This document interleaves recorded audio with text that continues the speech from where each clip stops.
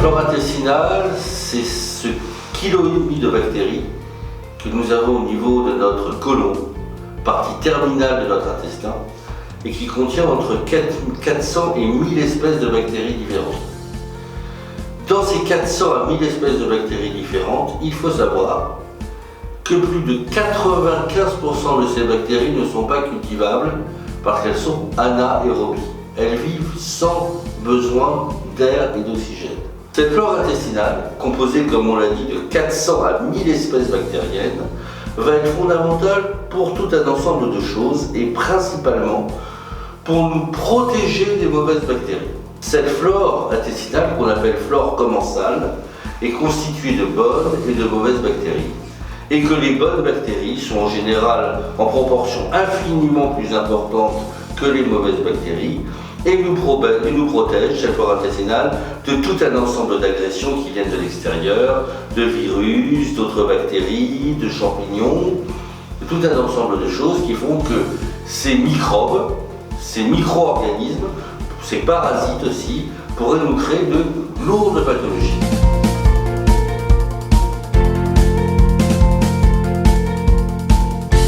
Quand on a une flore intestinale de bonne qualité, nous avons très peu, voire pas de pathologie. Tous ces éléments vivent en harmonie, c'est ce qu'on appelle la symbiose intestinale. Donc la symbiose de la flore intestinale caractérise un état de bonne santé de nos défenses naturelles.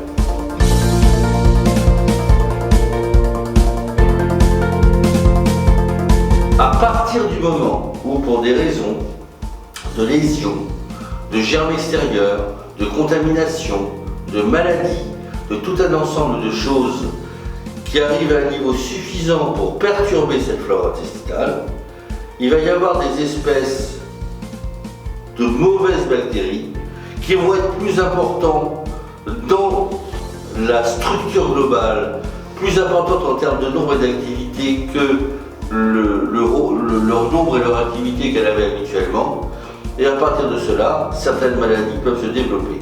Cet état de déséquilibre des mauvaises bactéries qui commencent à l'emporter sur les bonnes bactéries en créant des troubles qui se caractérisent par de l'inflammation et des douleurs, c'est ce qu'on appelle la dysbiose, à la différence de la symbiose. La symbiose, c'est quand tout marche bien et qu'il y a un équilibre entre le bon et le mauvais, et que le bon l'emporte sur le mauvais. Et la dysbiose, c'est exactement l'inverse.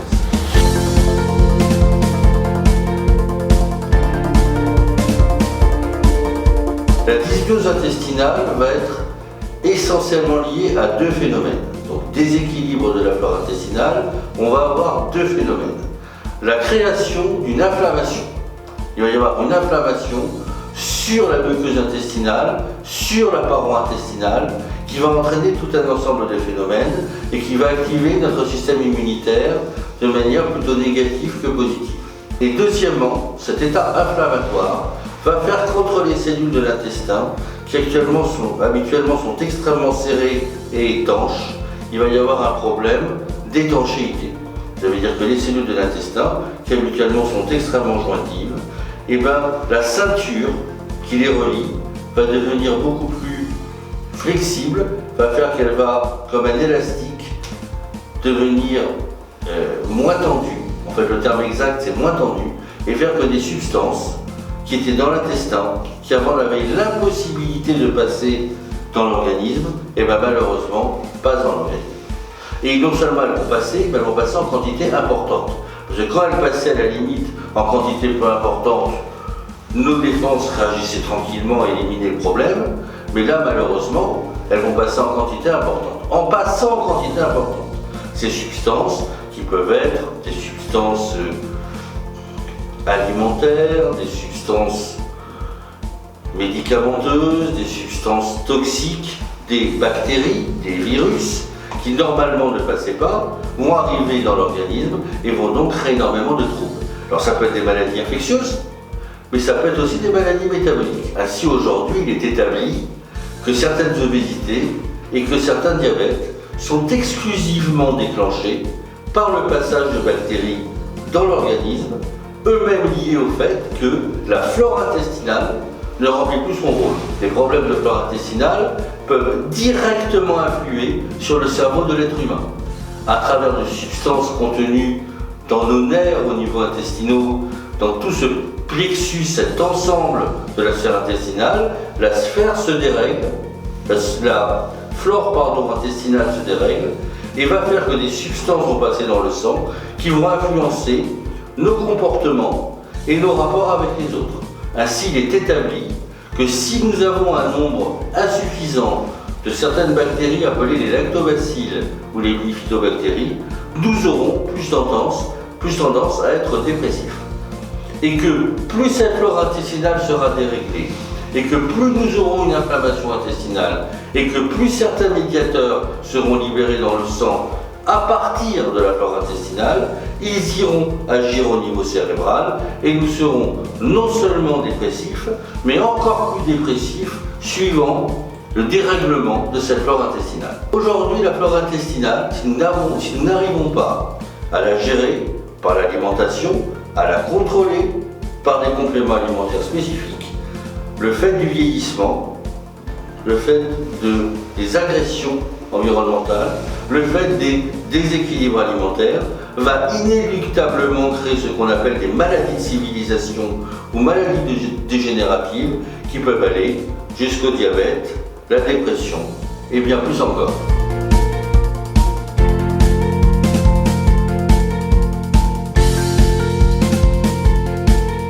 L'alimentation, une mauvaise alimentation, va entraîner une modification du microbiote.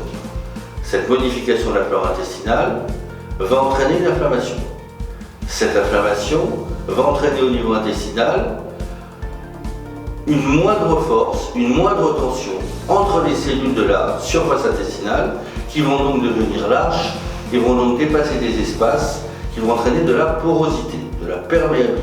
Dans ces espaces habituellement qui n'existent pas, vont se glisser des molécules plus ou moins toxiques qui vont rentrer dans le sang et qui sont inflammatoires. Cette haute inflammation va à un moment agir sur les cellules du pancréas et sur d'autres cellules et va donc être à l'origine de l'obésité.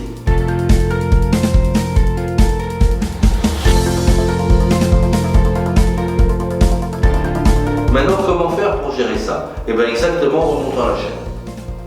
Avoir une alimentation beaucoup moins grasse, rééquilibrer le microbiote de manière à ce qu'il ne soit pas inflammatoire, donc en prenant des probiotiques de type Probioforce 10, diminuer les espaces qui sont entre les entérocytes et les cellules de l'intestin, ceci étant lié à une inflammation majeure et éviter le passage des lipopolysaccharides, ceci grâce à une molécule et un produit que nous maîtrisons qui s'appelle le curcuma LC.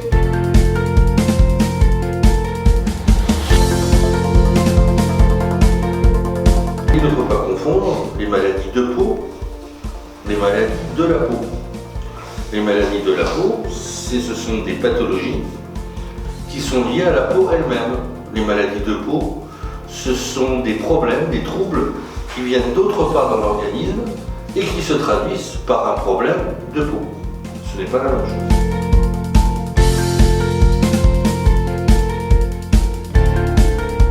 L'eczéma, pour commencer, qui est vraiment la pathologie générale, ces rougeurs qui grattent, qui s'étendent, qui reviennent, qui sont plus ou moins graves, qui arrivent essentiellement ou bien qui sont collatérales de stress, qui ont beaucoup de mal à être malheureusement traités au niveau médical, même par les dermatologues. Et bien pourquoi est-ce qu'on a beaucoup de mal à traiter les eczémas? Parce que ce sont rarement des maladies de la peau, mais des maladies de peau. C'est qu'il y a un trouble de l'immunité qui s'exprime par un problème cutané. Et donc généralement, dans une grande partie des cas, c'est un problème intestinal et un problème plus particulièrement de biofilm intestinal, c'est-à-dire d'une réactivation chronique et majeure de nos défenses immunitaires qui fonctionnent mal et qui font que l'on a ces problèmes de peau. Donc, comme on vient de le dire, c'est un problème inflammatoire, que c'est un problème qui est lié à nos défenses immunitaires, que c'est un problème qui est chronique, qui est plus ou moins intense. On a la molécule de référence qui agit là-dessus, qui s'appelle le curcuma LC. Et parallèlement, on sait très bien que, comme on a dit, Tout ceci provient également de l'intestin, et que donc tout ce qui provient de l'intestin est lié à la flore intestinale, et donc doit être lié également à un problème de régulation de la flore grâce aux probiotiques. Il ne faut pas oublier que l'eczéma est très lié à l'alimentation, et donc à la toxification progressive de notre intestin, de notre bol alimentaire. Et il faudrait un produit qui arrive aussi un petit peu à détoxifier ce que nous consommons. Pour cela, on a deux produits. On a de la chlorophylle d'un côté et l'équilibre détox de l'autre. Premièrement, si c'est un adulte ou un adulte du jeune âge, prendre du Probioforce 7 à 2 gélules 2 fois par jour. Si la personne est un petit peu plus âgée et que la pathologie est assez importante, prendre plutôt du Probioforce 10, 2 gélules 2 fois par jour, voire alterner 2 Probioforce 7 le matin et 2 Probioforce 10 le soir. Parallèlement à ça, prendre du curcuma LC à la dose de 2 gélules 2 fois par jour. Rajouter aux probiotiques et à l'équilibre de curcuma l'équilibre chlorophyllin à la dose d'un sachet par jour. Et puis pour finir, de manière à compléter cette détox, ne pas hésiter à prendre équilibre hépatique au niveau du foie, justement, à également au moins un sachet par jour, et équilibre détox, effectivement aussi, un sachet par jour.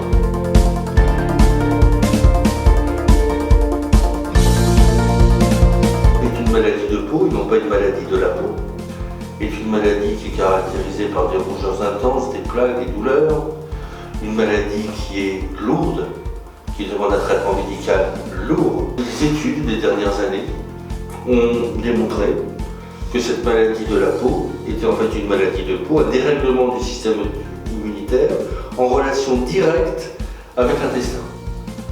Et même ce qu'on appelle le rhumatisme psoriasique, c'est-à-dire le rhumatisme lié au psoriasis, est en relation directe avec les problèmes d'immunité intestinale. Et qu'il a été acquis comme étant un traitement de référence au milieu hospitalier en Angleterre, que des doses de curcumine importantes pourraient donc être une solution thérapeutique au problème de psoriasis. Le psoriasis est une maladie inflammatoire aiguë, et à partir de là, liée à l'intestin, donc comme on l'a dit, curcuma LC, mais également des problèmes de flore, amplifiés de manière majeure par des problèmes de composition de la flore, donc de dysbiose. Aujourd'hui, on peut traiter, il est possible de traiter un psoriasis avec du curcuma LC et des probiotiques. Mais il ne faut pas oublier que cette caractéristique inflammatoire se fait au niveau de la peau,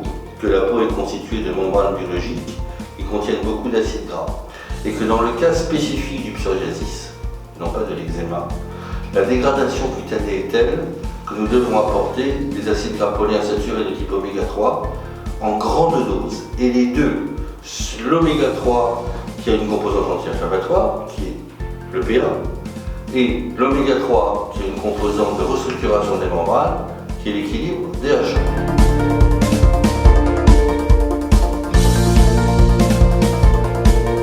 Aujourd'hui, le traitement d'un pso passe par la composante anti-inflammatoire majeure, systémique, fait par le curcuma LC, une reconstruction de la flore dont on va donner les doses pour les probiotiques, des oméga 3 à forte dose pour recomposer la structure de la peau, et détoxifier en permanence l'organisme à travers un produit qui s'appelle l'équilibre hépatique. Il faut savoir que le psoriasis évolue par poussée.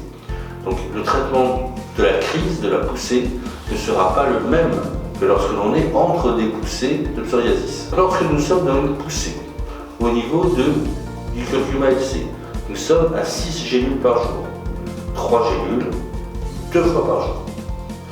Au niveau des probiotiques, et essentiellement le Probioforce 10, mais qui doit être pris avec le Probioforce 7. Donc c'est 2 gélules de Probioforce 10 le matin et 2 gélules de Probioforce 7 le matin.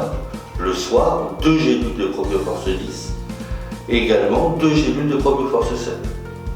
Pour la partie des oméga 3, oméga 3 EPA 2 par jour, oméga 3 DHA 2 par jour. Et pour l'équilibre hépatique, un sachet par jour. Donc ça, c'est quand nous sommes en période de crise. Lorsque nous sommes en période de non-crise, entre les poussées, c'est très précisément le même traitement à mi-dose, 10 jours par mois.